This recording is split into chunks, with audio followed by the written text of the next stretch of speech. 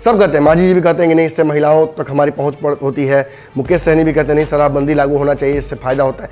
लेकिन सभी जब ऐसी घटना होती है तो भाजपा, मांझी, मुकेश सहनी, तेजस्वी यादव सभी कहते हैं कि बिहार में शराब अब चालू कर देनी चाहिए। नीतीश कुमार इस मीटिंग में ये मानेंगे ही नहीं कि बिहार में अंडरग्राउंड लीकर इंडस्ट्री स्टैब्लिश हो चुका है, जो कि उनकी सरकार से भी ज़्यादा रेवेन्यू जनरेट कर रहा है और उसके पास इतना पैसा है कि नीतीश कुमार के पुलिस को चाहे तो दिन दहाड़े खरीद लेगा। कहीं ना कहीं बिहार में शराब वाले इलाके, जो बॉर्डर इलाके हैं जहां शराब आती है, जहां से उन जगहों पर, उन थानों में पोस्टिंग को लेकर मुंह मांगी कीमत वसूली जाती है और ये सरकार के सिस्टम के लोग ही मांगते हैं और वहाँ के थानाध्यक्षों को नियुक्त किया जाता है और वो वहाँ पर पैसे कमाते हैं। जो तेजस्वी यादव कहते हैं उन बातों में भी सच्चाई है। वहीं बात अब तेजस्वी यादव तक की नहीं रह गई है, बात हो गई है सीधे तौर पर जब जदयू ये बात कहती है कि तेजस्वी यादव और विपक्ष के लोग जो हैं वो चाहते हैं कि सरकार की छवि खराब हो, इसलिए जब चुनाव हार गए तो शराब वाले कांड में उनकी भी संलिप्तता हो सकती है। इसके पीछे एक बड़ा षड्यंत्र हो सकता है विपक्ष का। चलिए आप इसकी सीबीआई जांच करा लीजिए।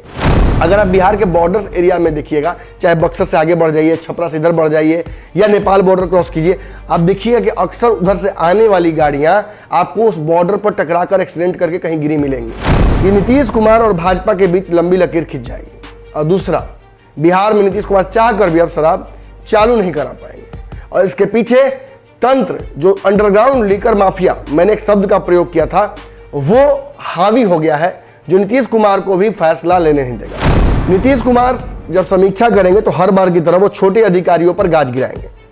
माफिया, जो कि बिहार में अंडरग्राउंड लीकर माफिया जिसको मैं नाम देता हूं, वो हर बार नीतीश कुमार की चुंगल से बच जाता है। नीतीश कुमार पकड़ते किसको है? उन छोटे मझौले बेचने वालों को। मझौला भी मैं नहीं कहूंगा, मैं छोटे बेचने वाले को। अंतिम व्यक्ति जो डिलीवरी बॉय होता है वो पकड़ा जाता है। शराब की खेप मंगाने वाला, करोड़ रुपए खर्च करके और उसको अरबों में कन्वर्ट करने वाला व्यक्ति कभी नीतीश कुमार के, उनकी पुलिस की गिरफ्त में नहीं आता है।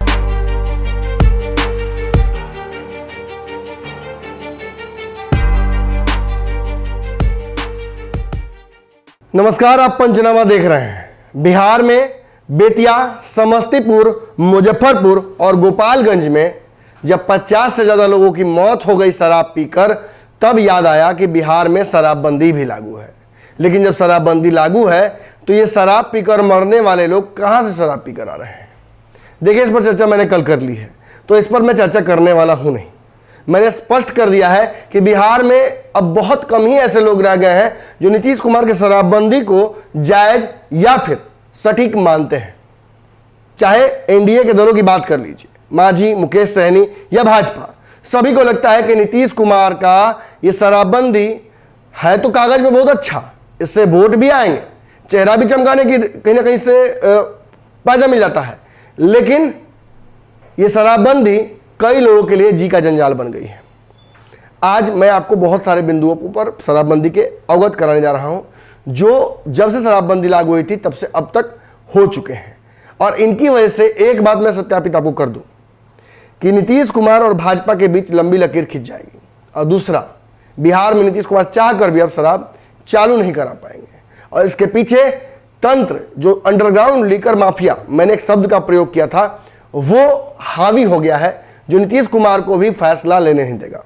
लेकिन जैसा कि आपको पता चला होगा कि छठ के तुरंत बाद 16 तारीख को नीतीश कुमार एक हाई लेवल बैठक करेंगे और इस बैठक में शराबबंदी समाप्त नहीं, या शराबबंदी को लेकर कोई नया कुछ नहीं करने जा रहे हैं, शराबबंदी से हुए मौतों को लेकर वो समीक्षा करने जा रहे हैं। अब इस पर भाजपा ने भी एक शर्त रख दी है। संजय जायसवाल ने साफ कर दिया है कि शराबबंदी कानून जब से लागू हुआ है तब से बहुत ज्यादा उसमें परिवर्तन नहीं किया गया है, इसकी समीक्षा नहीं हुई है। इससे फायदा है कि नहीं है जमीन पर हमने देखा नहीं है, तो क्यों ना इसकी समीक्षा की जाए। अब समीक्षा से याद आता है कि बिहार में एक बार भाजपा ने आरक्षण की समीक्षा की बात की थी, जिसके बाद भाजपा का क्या हाल हुआ था आपको याद होगा। ऐसे ही शराबबंदी की समीक्षा के बारे में बोलकर कहीं ना कहीं भाजपा और जदयू के बीच एक नया डिवाइड क्रिएट कर दिया है संजय जायसवाल ने। आपने सुहेली मेहता के बयान को सुना, आपने भाजपा के सम्राट चौधरी के बयान को सुना, आपने टुन्ना पांडे के बयान को सुना, आपने तेजस्वी यादव, मांझी और मुकेश सहनी सभी के बयान को सुना। मैं रिपीट नहीं करूंगा, लेकिन अंततः इसका सार यह निकलता है कि सभी को लगता है कि बिहार में शराबबंदी केवल कागज पर है, इसे समाप्त कर देना चाहिए या इसे बदलकर कुछ ऐसे प्रारूप में लाना चाहिए जिससे आम जनों को समस्या ना हो और सरकार को भी जो रेवेन्यू का लॉस हो रहा है वो ना हो।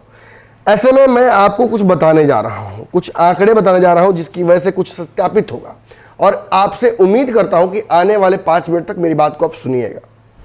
नीतीश कुमार जब 16 तारीख को इस शराबबंदी की समीक्षा की बात करते हैं तो वो क्या करेंगे और वो क्या नहीं करेंगे, इसकी मैंने एक लिस्ट बनाई है। वो जो करने वाले हैं उनको पहले कहूंगा और उसके बाद जो नहीं करने वाले हैं उनकी चर्चा करूंगा। नीतीश कुमार जब समीक्षा करेंगे तो हर बार की तरह वो छोटे अधिकारियों पर गाज गिराएंगे। माफिया, जो कि बिहार में अंडरग्राउंड लीकर माफिया जिसको मैं नाम देता हूं, वो हर बार नीतीश कुमार के चुंगल से बच जाता है। नीतीश कुमार पकड़ते किसको हैं? उन छोटे मझौले बेचने वालों को। मझौला भी मैं नहीं कहूंगा, मैं छोटे बेचने वाले को। अंतिम व्यक्ति जो डिलीवरी बॉय होता है वो पकड़ा जाता है।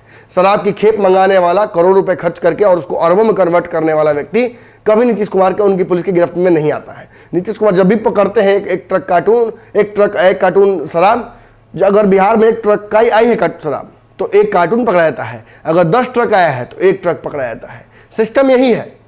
पुलिस को भी पता है, शराब बेचने वालों को भी पता है और पीने वालों को भी पता है कि कागज पर कुछ तो दिखाना होगा। जब इतनी ज़्यादा मात्रा में शराब खपाई जा रही है, बोतलें मिल रही हैं नालियों से, सफाई कर्मी लगातार बोतल इकट्ठा कर रहे हैं, ऐसी स्थिति में यह भी दर्शाना होगा कि जब आता है तो पकड़ा भी जाता है। यानी बैलेंस बनाने की कोशिश की जाती है ताकि अंदर ही अंदर यह बिजनेस फल फूल सके। देखिए, नीतीश कुमार ने एक और काम किया है। नीतीश कुमार ने शराबबंदी जब लागू की तो बिहार में स्लीपर सेल बन गया और स्लीपर सेल ने कहीं ना कहीं शराब बेचने वाला स्लीपर सेल, जिसने नीतीश के पुलिसिया तंत्र को ही हाईजैक कर लिया। अब नीतीश कुमार के वो लोग जो कि पैसा तो उनसे लेते हैं, पुलिस की नौकरी करते हैं, उनको पदोन्नति भी मिलती है, उनको सब कुछ प्राप्त है, सरकारी जो सुविधाएं होती हैं, और वो शराब माफियाओं के लिए भी काम करते हैं, शराब माफियाओं से भी पैसे लेते हैं और शराब बिकवाते भी हैं। और खास बात यह है कि उस डिलीवरी बॉय को अगर वो महीने में 2 बार 10 बार कर लेता है डिलीवरी तो 11वां 12वां बार पकड़ लेते हैं, या हो सकता है 2 महीने में एक बार पकड़ लेते हो और उसे जब पकड़ कर ले आते हैं तो 50,000 रुपये जुर्माना डालते हैं उसके ऊपर, जो उसके ऊपर बैठा हुआ व्यक्ति पे कर देता है। अगर नहीं पे कर सकता है तो 2 महीने जेल खट के वो वापस आकर फिर वही काम में लग जाता है। ये नियम बन चुका है बिहार का। कई लोगों ने नाम नहीं बताने की शर्त पर हमसे यह जानकारी साझा की है। अगर आवश्यकता पड़ेगी तो नाम सार्वजनिक भी किया जाएगा। इसके अलावा आपको पता होगा कि बिहार में शराब की डिमांड लगातार रही है। खास तौर पे पर्व और त्योहार में डिमांड बढ़ जाता है। इसी वजह से पर्व और त्योहारों में आप देखते हैं कि खास तौर पर चाहे नया साल रहा हो, चाहे होली रहा हो या इस बार दिवाली रहा हो, आप देखते हैं कि शराब पीने की वजह से कई लोगों की मौत की खबरें आती हैं। ये खबरें तो जो आ जाती हैं वो आती हैं। चूंकि नीतीश कुमार के शराबबंदी कानून को लेकर भ्रम भी है कि कहीं अपार्टमेंट सीज हो जाए, मकान सीज मत हो जाए, जेल मत जाना पड़े लोगों को, इसलिए घर के मालिक को भी जेल जाना पड़ता था पहले। ऐसी स्थिति में अगर कुछ लोग तो अगर मौतें होती भी हैं तो उसे छुपा देते हैं, यानी जो आंकड़ा 50 है वो उससे ज़्यादा भी हो सकता है। एक और बात, नीतीश कुमार हो सकता है कि इस बार फैसला लें कि अगर कोई शराब पकड़वाता है तो उसे रिवॉर्ड देंगे। अब रिवार्ड क्या होगा, कितना होगा, इसकी भलक हमें लग गई है कि शायद नीतीश कुमार इस बार रिवॉर्ड इसमें ऐड करके लोगों को मोटिवेट करेंगे कि आप पकड़वाइए अपने आसपास के लोगों को, शराब पीने वाले को। एक और बात है, नीतीश कुमार ने पहले ही स्पष्ट कर दिया था कि अगर जहरीली शराब पीने से किसी की मौत हो जाती है, कोई बेचता है, तो उसको फांसी पर चढ़ा दिया जाएगा। ये बिहार में हो चुका है, 3 लोगों को फांसी भी दी जा चुकी है। ऐसी स्थिति में फिर भी शराब बिक रहा है, मतलब स्पष्ट है कि वो अंतिम व्यक्ति जो बेचता है वो पकड़ा जा रहा है, या जो डोर टू डोर बेच रहा है या डिलीवरी कर रहा है वो सीधे तौर पर बड़ा बिजनेसमैन नहीं है, वो बिहार में शराब बिकने वाली माफिया का एक बहुत छोटा किंगपिन है। अब नीतीश कुमार जो नहीं करेंगे मैं उसकी चर्चा कर लेता हूं। नीतीश कुमार बड़े अपराधी और बड़े अधिकारियों को नहीं पकड़ेंगे। नीतीश कुमार अपने नेताओं को बचाएंगे, जिनके घर से, जिनके परमिसेस से, जिनके आवास से, जिनके बिजनेस से शराब की बोतलें मिल जाती हैं। मैं नाम नहीं लूंगा यहाँ किसी का, क्योंकि आप अच्छे से जानते हैं कि मैं किसकी नाम लेना चाहूंगा। नीतीश कुमार के मंत्री भी शराब के कारण पकड़े गए हैं, उन पर भी आरोप लगा है, सदन में हंगामा हुआ है, सब कुछ हुआ है। और नीतीश कुमार के कई कार्यकर्ता, नेता, जिलाध्यक्ष सभी पर आरोप लग चुका है। बोतल लेकर डांस वीडियो वायरल हुआ है। एक और बात, माफिया बिहार में जो शराब का है उसे पकड़ने की वजह नीतीश कुमार की पुलिस और नीतीश कुमार का जो सिस्टम है वो हर बार उस बिचौलियों को, नीचे वाले जो बेचने वाले व्यक्ति होते हैं उसको पकड़ता है। यानी माफिया नीतीश कुमार के गिरह में नहीं आएंगे। और नीतीश कुमार, सबसे बड़ी बात यहां समझ लीजिएगा, नीतीश कुमार इस मीटिंग में ये मानेंगे ही नहीं कि बिहार में अंडरग्राउंड लीकर इंडस्ट्री स्टैब्लिश हो चुका है, जो कि उनकी सरकार से भी ज़्यादा रेवेन्यू जनरेट कर रहा है, और उसके पास इतना पैसा है कि नीतीश कुमार के पुलिस को चाहे तो दिन दहाड़े खरीद लेवे। अब सभी पुलिस अधिकारी बिकते नहीं है, लेकिन मैं जो बोल रहा हूँ आप बेहतर समझ रहे हैं। नीतीश कुमार एक और बात करेंगे, नीतीश कुमार पीने वालों को पकड़ेंगे, बेचने वालों को नहीं पकड़ेंगे। बिहार में एक कहावत अब प्रचलन हो गई है कि 10 पीने वाला पकड़ा जाता है तो एक पिलाने वाला पता चलता है कि शायद कहीं बेच रहा है, तो पुलिस जाकर उसका जांच पड़ताल करती है। और जब 50 पीने वाले पकड़े जाते हैं तो एक की शिनाख्त हो पाती है कि कौन बेच रहा है और उसको पकड़ते हैं।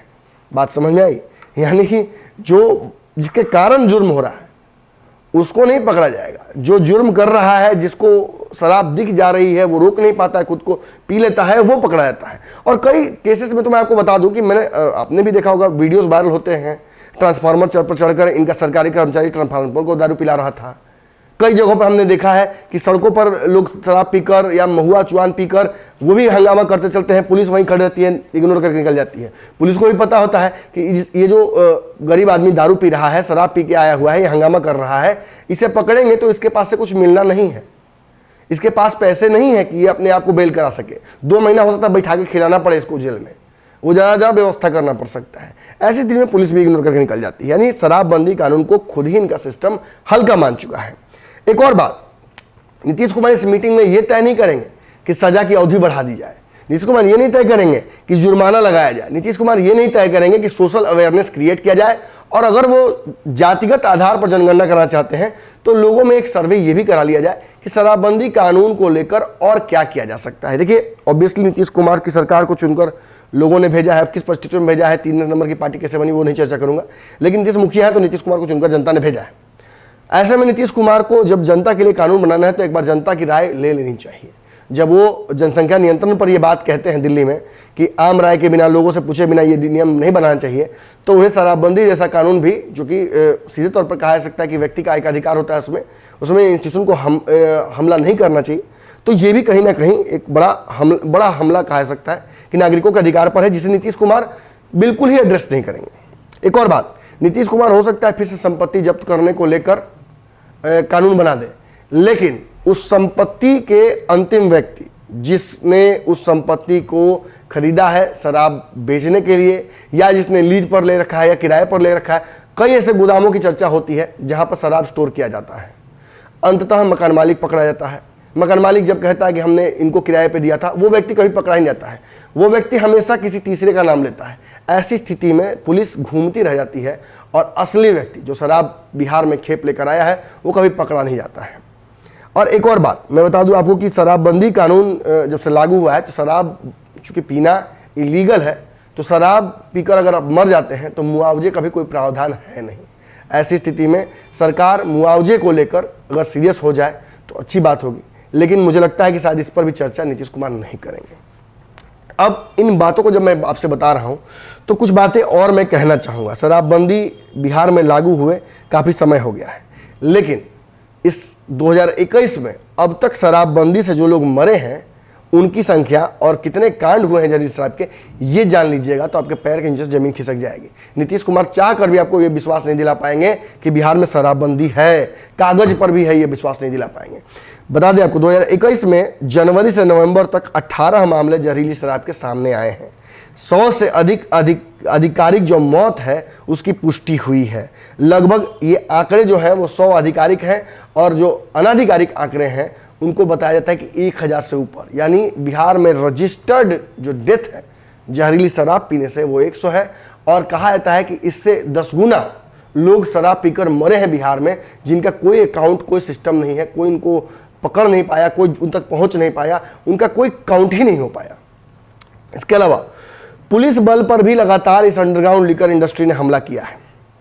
बिहार में आपने देखा दिवाली के दिन भी एक एसआई को पकड़कर पोल से बांधकर लोगों ने पीटा था। कहा था कि जुआरियों ने पीटा, सभी शराब के नशे में थे। उस वीडियो को वायरल होते आप देख सकते हैं। बेसिकली नीतीश कुमार और नीतीश कुमार का जो सिस्टम है वो शराबियों से इस तरीके से अंदर खाने में फंस चुका है कि चाह कर भी अब वो शराबबंदी को समाप्त नहीं कर सकते हैं। इसीलिए नीतीश कुमार से जब बोला जाता है तो वो कहते हैं इस पर हम कोई चर्चा नहीं करेंगे, क्योंकि इसके बाद एक और नया शुरुआत हो जाएगा। हो सकता है कि आर पार की लड़ाई होने लगे, लेकिन ये क्यों होगा ये समझ लीजिए। बिहार में नीतीश कुमार के विरोध में कौन कौन खड़े हैं। नीतीश कुमार की शराबबंदी है, इसका सब ढिंढोरा पीटते हैं। सब कहते हैं, मांझी जी भी कहते हैं कि नहीं इससे महिलाओं तक हमारी पहुंच होती है। मुकेश सहनी भी कहते हैं नहीं शराबबंदी लागू होना चाहिए, इससे फायदा होता है।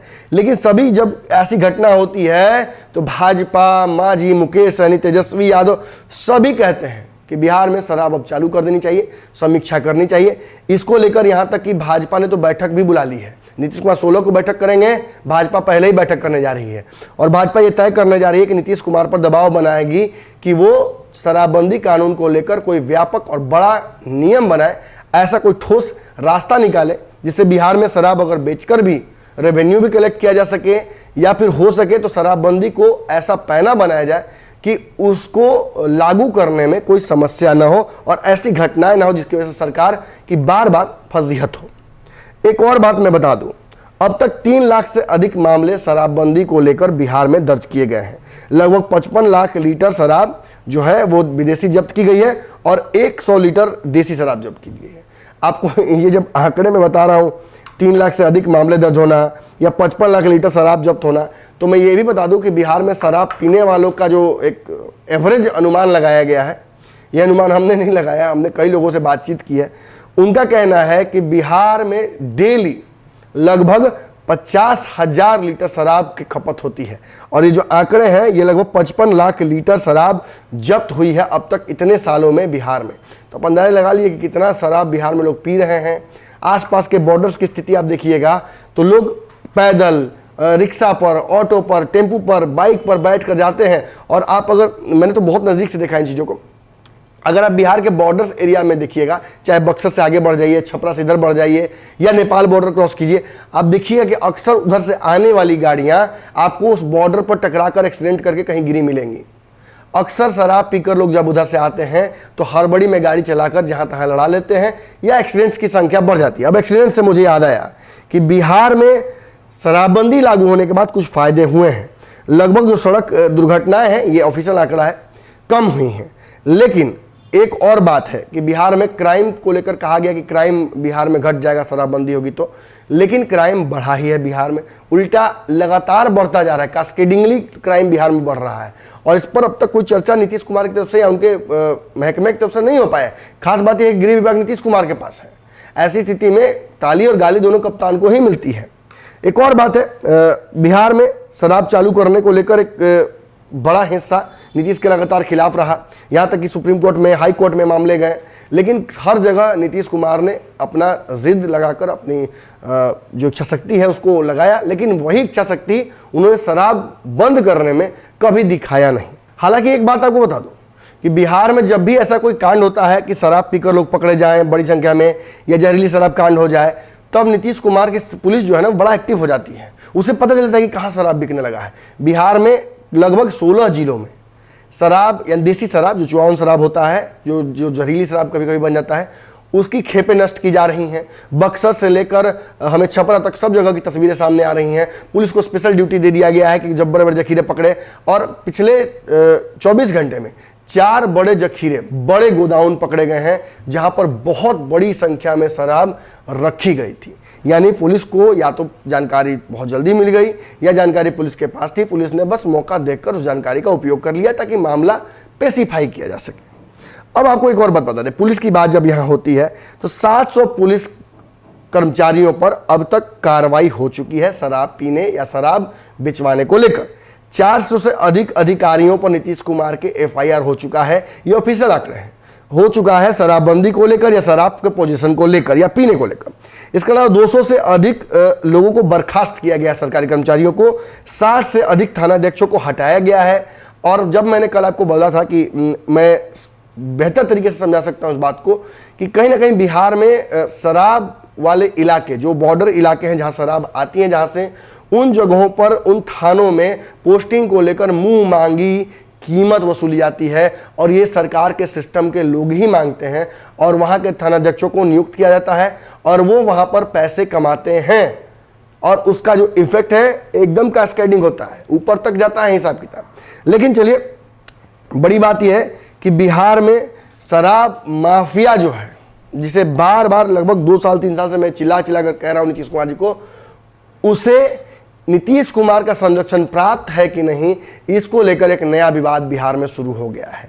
तेजस्वी यादव का कहना है कि नीतीश कुमार इन शराब माफियाओं को संरक्षण देते हैं, वो जानकर भी इग्नोर करते हैं। और ये बातें तब और प्रभावी लगती हैं तेजस्वी यादव की, जब नीतीश कुमार के आसपास के लोग, चाहे उनके रामसूरत राय जो मंत्री हैं उन पर आरोप लगा था, चाहे उनके जिलाध्यक्ष थे जो शराब लेकर डांस कर रहे थे, या उनके कार्यकर्ता थे उनकी पार्टी के जो झारखंड में पकड़े गए थे, शराब के बड़े पेडलर थे, वो माफिया थे एक तरह से कहा जा सकता है, या उनके बड़हरिया वाले विधायक श्याम बहादुर सिंह, इन सभी को नीतीश कुमार इग्नोर कर देते हैं। पंचायत चुनाव में शराब की नदियां बहती हैं। जब 2 जगहों पर चुनाव हुआ, आपने अच्छे से देखा कितने वीडियो वायरल हुए कि लोगों ने कहा कि सरकारी संरक्षण में ही शराब आई, और जो 2 उपचुनाव की सीटें थी दोनों जगहों पर शराब बांटी गई। बात स्पष्ट है, इतना पुलिसिया महकमा, चुनाव को लेकर इतनी तैयारियां, और उस बीच भी अगर शराब मौजूद थी वहाँ, तो इसमें कहीं ना कहीं मिली भगत होगी ही होगी। और इन सब की वजह से साबित होता है कि जो तेजस्वी यादव कहते हैं उन बातों में भी सच्चाई है। वहीं बात अब तेजस्वी यादव तक की नहीं रह गई है, बात हो गई है सीधे तौर पर जब जदयू ये बात कहती है कि तेजस्वी यादव और विपक्ष के लोग जो हैं वो चाहते हैं कि सरकार की छवि खराब हो, इसलिए जब चुनाव हार गए तो शराब वाले कांड में उनकी भी संलिप्तता हो सकती है। इसके पीछे एक बड़ा षड्यंत्र हो सकता है विपक्ष का। चलिए, आप इसकी सीबीआई जांच करा लीजिए। कल तो लोजपा ने मांग भी की इसकी सीबीआई की, कराइए और स्पष्ट कर दीजिए कि किसकी इसमें मिली भगत है। उन 50 परिवारों को, उन 50 लोगों को न्याय मिलना चाहिए। आप अगर ये कह देते हैं मुखिया होते हुए कि शराब जो पिएगा या गलत पिएगा उसको मरना ही होगा, उसके साथ ऐसा ही होगा, ये सही नहीं है। शराब किस तरीके का पेय पदार्थ है सभी जानते हैं। कई लोगों को शराब की लत लगी हुई है, शराब पर स्पेशली लिखा रहता है कि इसकी लत लग सकती है, और इसके बावजूद जो शराब पीने के शौकीन हैं, अगर उन तक शराब घर पहुंचेगी, होम डिलीवरी हो जाएगी, तो क्या वो शराब नहीं पिएंगे? और अगर वो उस बीमारी से ग्रसित है शराब पीने के, और अगर वो पी लेते हैं और आप उन्हें उसके बाद उनके साथ कुछ गलत हो जाता है और आप अपना पल्ला झाड़ने के लिए कह देते हैं कि जो पिएगा वो मरेगा ही, तो ये कहीं ना कहीं असंवेदनशील लगता है। खासतौर पर भाजपा इस बात को लेकर काफ़ी एडमेंट हो गई है। भाजपा ने अपना पक्ष तो पहले भी रखा था, चाहे दिग्गज नेता बिहार के संजय जायसवाल हो, चाहे टुन्ना पांडे हो, सम्राट चौधरी हो, या अन्य नेतागण हो। एक बात तो स्पष्ट है कि भाजपा नीतीश कुमार की तरह इसका ब्लेम अपने ऊपर लेने के लिए तैयार नहीं है। चूंकि भाजपा ने बिहार में शराबबंदी लागू नहीं की थी, महागठबंधन की सरकार में शराबबंदी लागू हुई थी, इसलिए भाजपा अपने आप को उससे दूर रखती है। अगर नीतीश कुमार को बिहार में शराबबंदी लागू रखना है तो उन्हें भाजपा के साथ टेबल टॉक करना पड़ेगा, ये भाजपा ने स्पष्ट कर दिया है। और केवल इस घटना की समीक्षा नहीं होनी चाहिए, भाजपा ने स्पष्ट कर दिया है। अगर समीक्षा करनी है तो इस कानून की समीक्षा कीजिए। संजय जायसवाल ने अपने लेवल पर मीटिंग भी की है, और अगर 16 तारीख को नीतीश कुमार मीटिंग करते हैं तो उसमें सभी को इन्वॉल्व करके सभी पार्टियों और सभी लोगों की राय लेनी चाहिए, ऐसा भाजपा को मानना है। अब देखना यह होगा कि भाजपा कितना दबाव नीतीश कुमार पर बना पाती है, और भाजपा के इस दबाव का नीतीश पर कोई असर पड़ता भी है या नहीं। आज के पंचनामा में इतना ही। अगली कड़ी में जल्दी ही मुलाकात करेंगे आपसे। अगर ये वीडियो आपको पसंद आया हो तो इसे शेयर जरूर कर दीजिएगा।